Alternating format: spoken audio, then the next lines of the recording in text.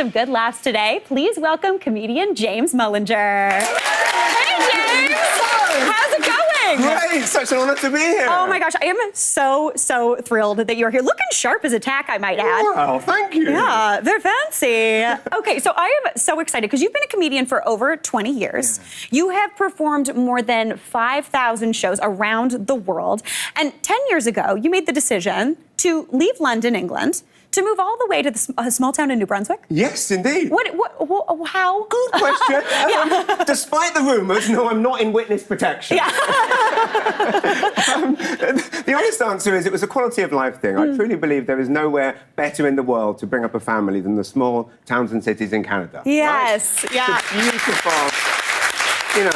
it's a beautiful thing where you've got a real sense of community in this country, such a big country, but it feels like a small town. Yeah. But I mean, now I'm literally in a small town. Yeah. I've gone from 9 million people to 5,000 people. Oh, my. But weirdly, I kind of now know more people. Yeah. Like in London, I knew about 20. Yeah. Now I know 2,500 people.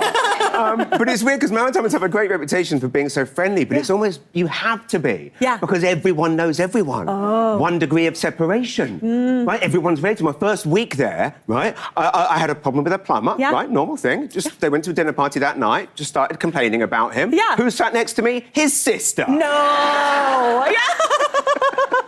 Well, you're like, now I know. Watch what you say. Yeah, Watch what you just say. keep it sharp. Yeah, oh my gosh. Well, but speaking of New Brunswick, raising a family, fantastic. But when you moved to New Brunswick, would people not think that that's kind of a sign that you're giving up comedy? Like, is that something that's a little bit scary to you? Yeah, I mean, everyone said you will not be able to make a living as a comedian living in New Brunswick. Yeah. You will have to give up that thing that you love to do. But lo and behold, 2 years in, you sold out an arena, beating Jerry Seinfeld's record sales for this whole venue, which is absolutely amazing. What was that like? How did you do that? I mean, it felt amazing, but I really can't take the credit. It's all down to community spirit. Yeah. The way in which Canadians welcome newcomers and immigrants to this country, it's unlike anywhere else in the world. And I moved there, everyone said you're going to have to stop doing comedy, and then everyone heard that I wanted to kind of, carry on doing this. Yeah. So they all just went out and spread the word and told everyone, you should go to this show. Yeah. And yes, conversely, 2 years into moving there, I'm playing bigger rooms than I'd ever played back in the UK, thanks to Canadian community spirit. Oh my gosh, that's amazing. Now, did Jerry Seinfeld actually hear about you beating his sales? Yes, Jerry and his publicist actually reached out to say congratulations. It was so wonderful. He's like my comedy hero. Yeah. And his publicist said, how did you do it? And I said, well, it's very simple. I said, when Jerry played this venue, I don't think you had Jerry on the ground for 6 months prior, handing out flyers at the play park, going to Sobeys every week, handing out flyers in the parking lot. That's how I did it. Yeah, honestly, it worked. Now, your wife is Canadian. Yes. So how did the two of you first meet? Well, she was living in London, Yeah. and it was my first day as an intern at GQ magazine. Okay. I had a 1 week work placement. I arrive at Condé Nast Publications Vogue House, and I think just to be here for a week would be amazing. Yeah. And I go in. Little did I know that my 14-year career was waiting for me on that day. But within 2 hours, I met the mother of my children and my wife, hopefully forever. Oh, there you go! What an efficient gentleman you are. Yeah. And a few months, we're dating for a few months, and she says, you should come to Canada for Christmas and meet my family. Yeah. I said, I'd love to. And she said, I'll go home first and warn them what you're like. And you come a few days later. She told me she lived in St. John. I said, wonderful. And I booked a flight. I arrived, and I get to the airport, and I said, I'm here. I'm here. She said, I can't see you, and it's a pretty bloody small airport. Yeah. I was in St. John's. Oh, no.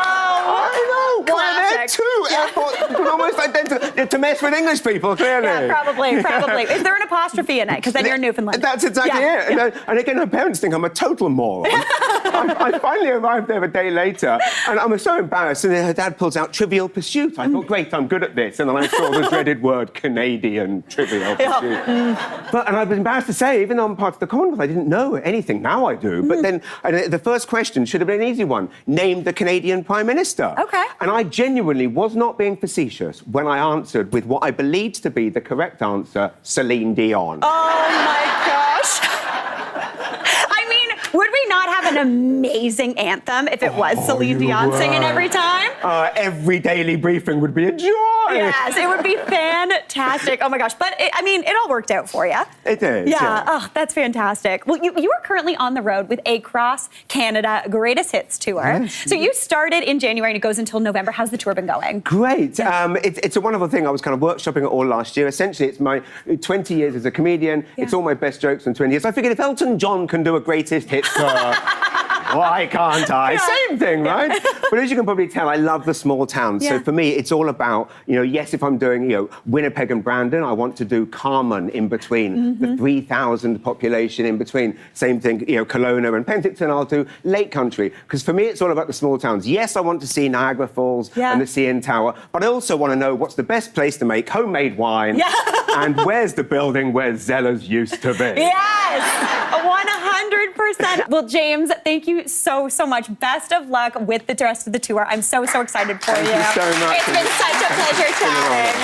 And if you want more James, be sure to check out his new podcast, Mullinger's Weekly Ramble. We got to take a quick break. We'll be right back.